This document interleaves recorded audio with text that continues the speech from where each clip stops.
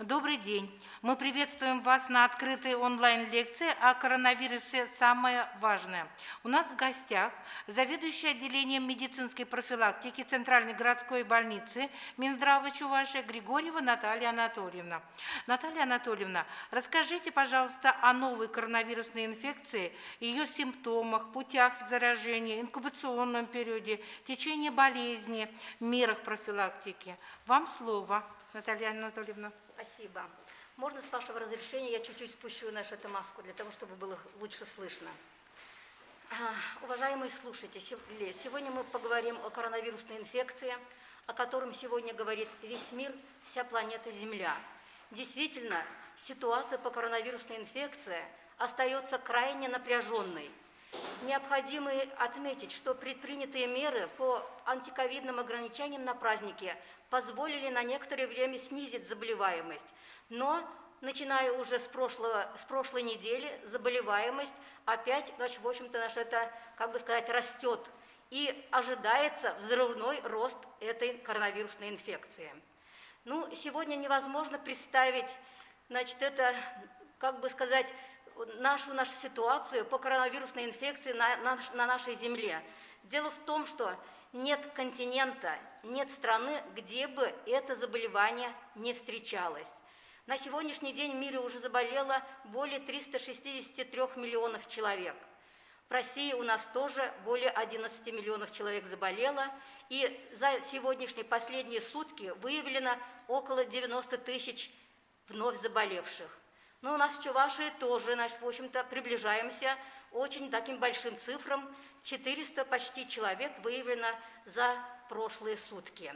Россия занимает 6-е рейтинговое место по количеству зарегистрированных заболеваний. Что же вызывает коронавирусную инфекцию? Это коронавирусы, которые имеют сферическую форму, содержат одноцепочечную молекулу РНК, и эта оболочка покрыта редкими шипами или ворсинками, которые напоминают корону. До сегодняшнего дня, до последних 2 лет коронавирусная инфекция не представляла каких-то, в общем-то, проблем. Дело в том, что вызывало это коронавирусы заболевания, которые очень похожи были на ОРЗ или ОРВИ, и, в общем-то, каких-то проблем, такой большой распространенностью, осложнениями не представляло. К сожалению, в конце 2019 года было, выявлено в местечке, в городе Ухань, Китайской Народной Республики, новая коронавирусная инфекция. Это тот же коронавирус, который, в общем-то, имеет совершенно новые свойства, которые, в общем-то, отличаются от той старой коронавирусной инфекции большой патогенностью, заразностью и вирулентностью.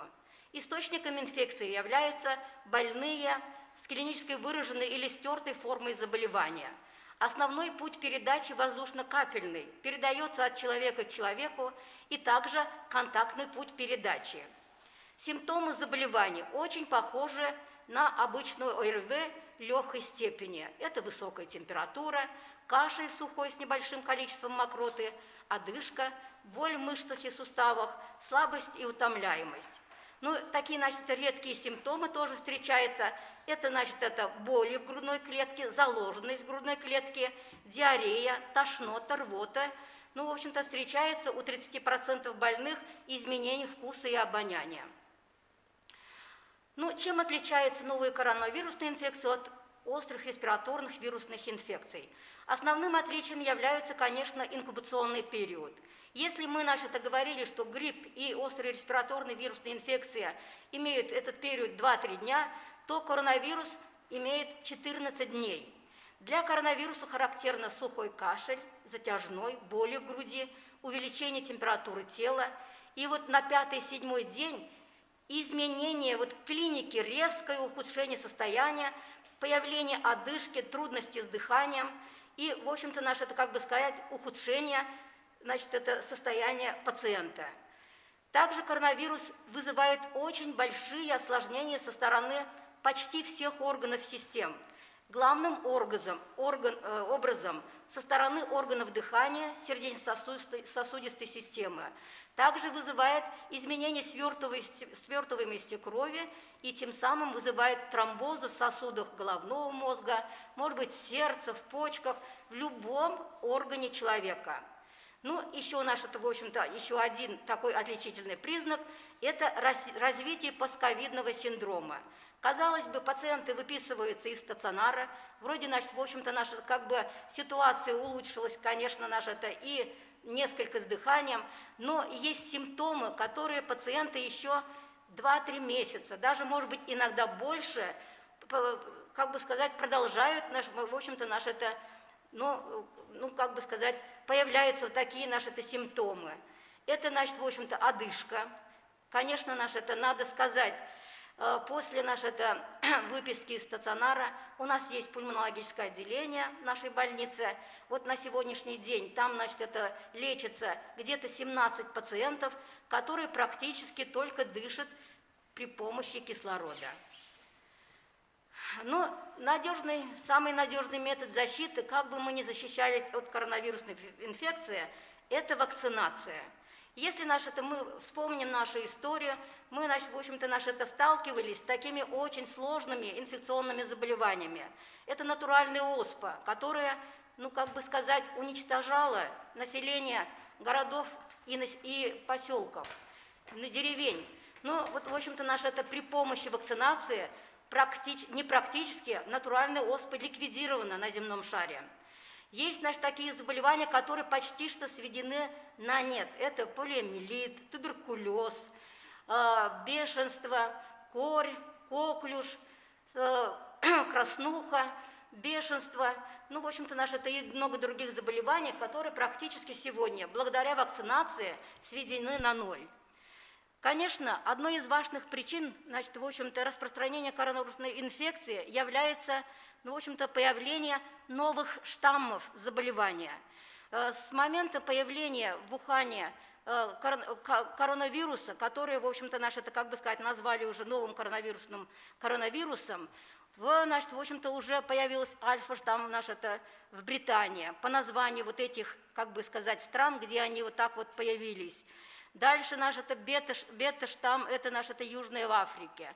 Гамма-штамм, значит, это Бразилия. Дальше дельта-штамм в Индии. И вот сейчас, в общем-то, еще один штамм, это, в общем-то, омикрон.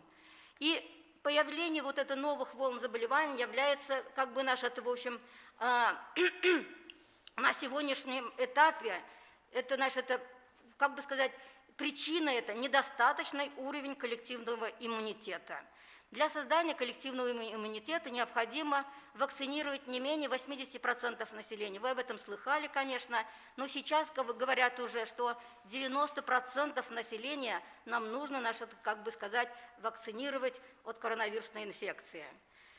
В общем-то, есть у нас вот такие документы, указ главы Чувашской республики, постановление главного государственного санитарного врача по Чувашской республике.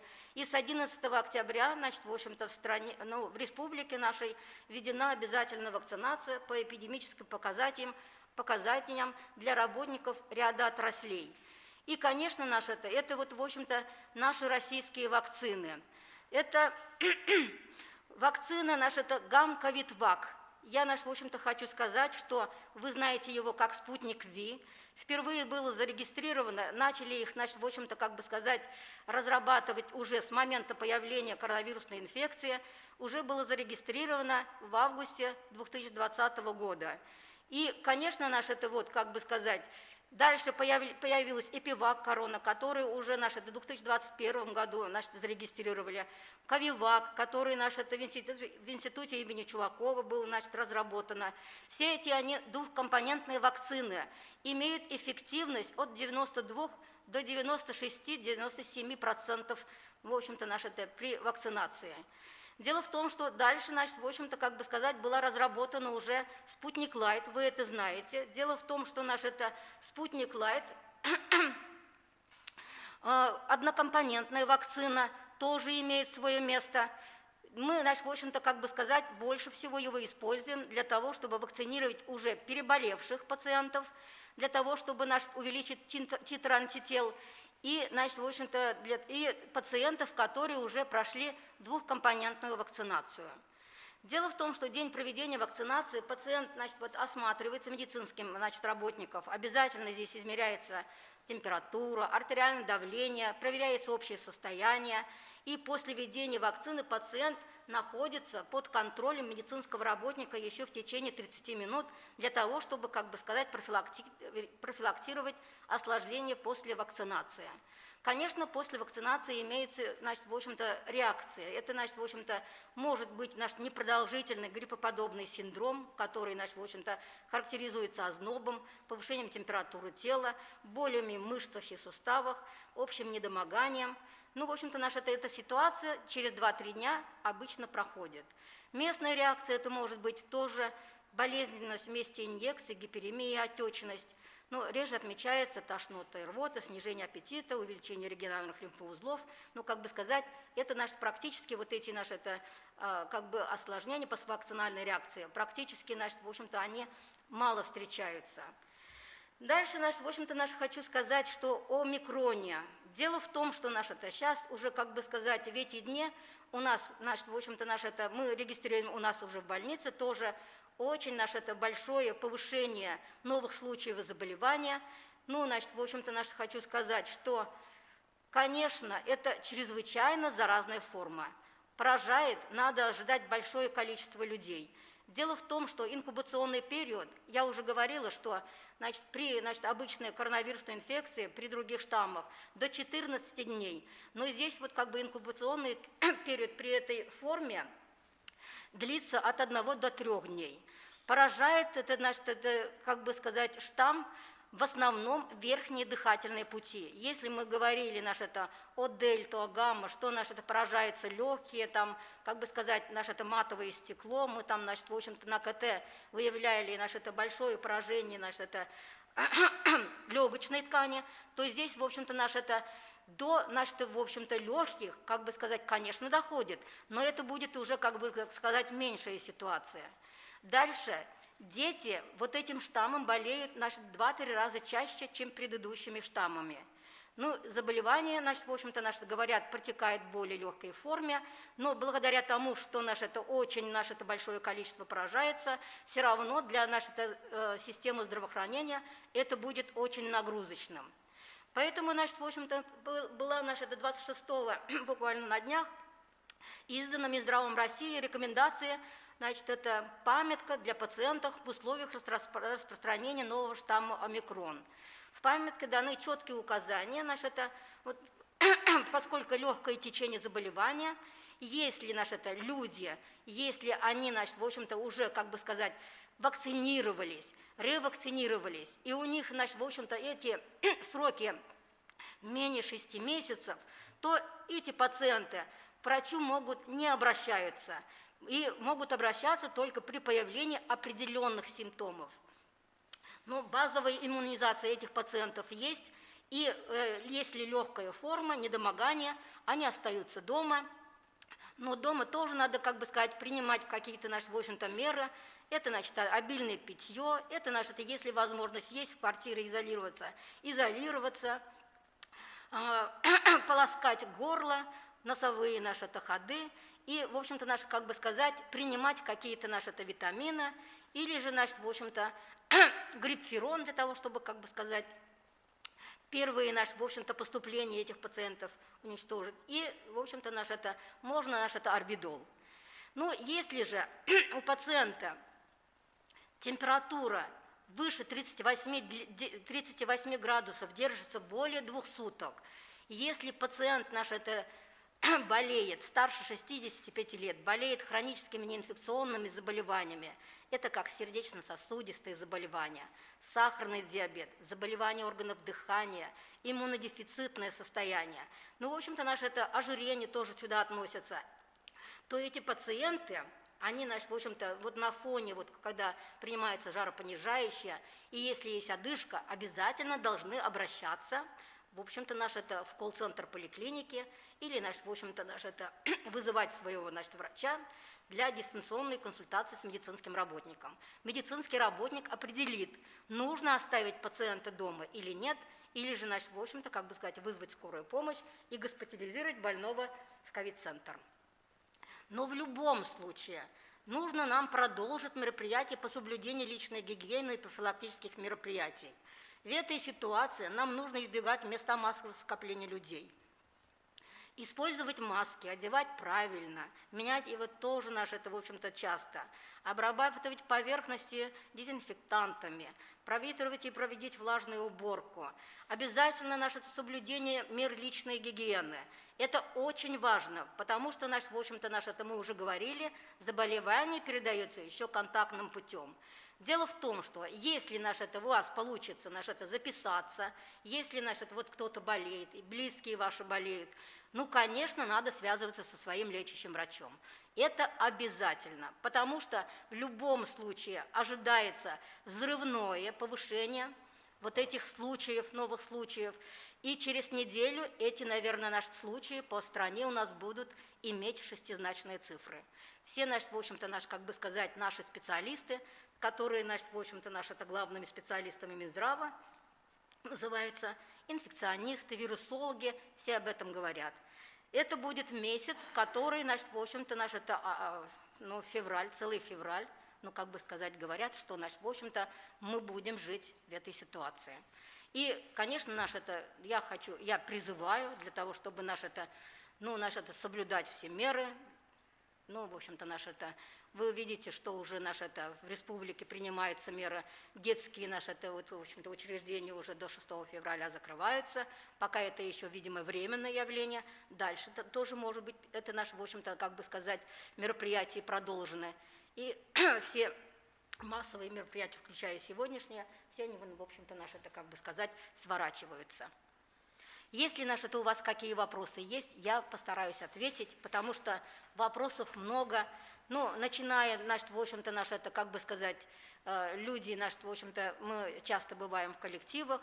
Это, в общем-то, можно ли заразиться от вакцины, в общем-то, сколько времени, в общем-то, продолжится, это имеет, в общем-то, свою защиту наши вакцины, через сколько времени. Я, должна сказать, что, в общем-то, если у вас вопросы есть, может быть, и знаете, потому что средства массовой информации сегодня везде все это говорят, пишут. Я, постараюсь ответить. Спасибо, Наталья Анатольевна. Какие вопросы у вас есть?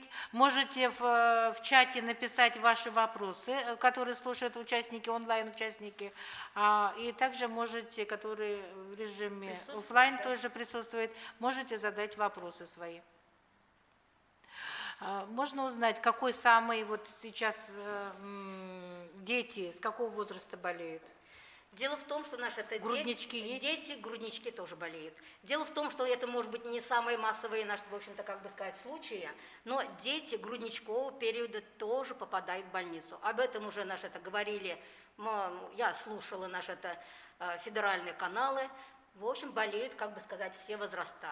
И, 2-3 раза больше будут болеть дети, чем, в общем-то, это было до этого времени.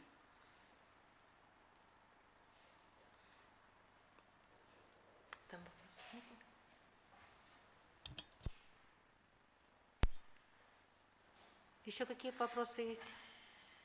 Ну, пока вопросы готовите, скажу, что, в общем-то, если вы вакцинировались, да, я, в общем-то, считаю, что вы тоже здесь, являетесь, людьми работаете, вакцинировались. Дело в том, что в период пандемии, пока идет пандемия, после вакцинации, через 6 месяцев делается ревакцинация.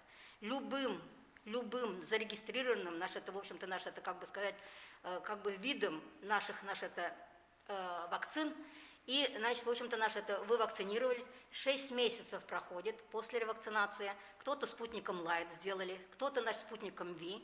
Дело в том, что дальше, уже через 6 месяцев нужно это повторить в условиях пандемии. Дальше, когда, в общем-то, хочется надеяться, что когда-нибудь эта ситуация пройдет, с коронавирусной инфекцией, что-то, может быть, наше это устаканится. И, значит, в общем-то, для этого нашего периода уже наши ученые, вирусологи, иммунологи готовят уже, значит, в общем-то, следующую вакцину, которая, значит, в общем-то, будет, значит, это делаться вместе с противогриппозной вакциной один раз в году. Если мы этим выйдем на, как бы сказать, этот период, если, значит, в общем-то, наше это, все, значит, это случится так, будет, значит, проводиться именно так. Мы, в общем-то, наше это так поняли, что наша это коронавирусная инфекция совсем не исчезнет. Будет с нами жить, сказали так. Сколько лет? Вот сколько грипп, столько живем, столько и будет. Да. Ведь тоже... Вопросы можно, Антон? Можно ли открыть больничный лист дистанционно? Да, дело в том, что наше это как бы, значит, в общем-то, наше это, я должна наше это сказать, что если наше это у вас, наша это связь есть, значит, это со своим лечащим врачом, с поликлиникой, дистанционно наше это можно получить наш это листок временной нетрудоспособности. Можно получить. Есть еще вопросы там? Ну, еще хотела сказать, что в смысле ничего не кончается. Дело в том, что сейчас уже регион получает нашу вакцину М. Это наша вакцина, которая, значит, разработана тоже институтом имени Гамалея. И будет, значит, проводиться вакцинация детям, подросткам с 12 до 17 лет. Дело в том, что до 14 лет это с разрешения родителей, как бы сказать, родителями. Дальше, как бы сказать, будет проводиться эта работа. В настоящее время проводятся испытания, значит, это уже совершенно для детей, вакцина для детей меньшего возраста. Будет проводиться, это будет внедряться. Спасибо, Наталья Анатольевна. Если нет вопросов, наверное, мы завершим. Благодарим вас за участие, за очень подробное освещение данного вопроса. И онлайн-участников тоже поблагодарим за то, что вы приняли участие в нашем мероприятии.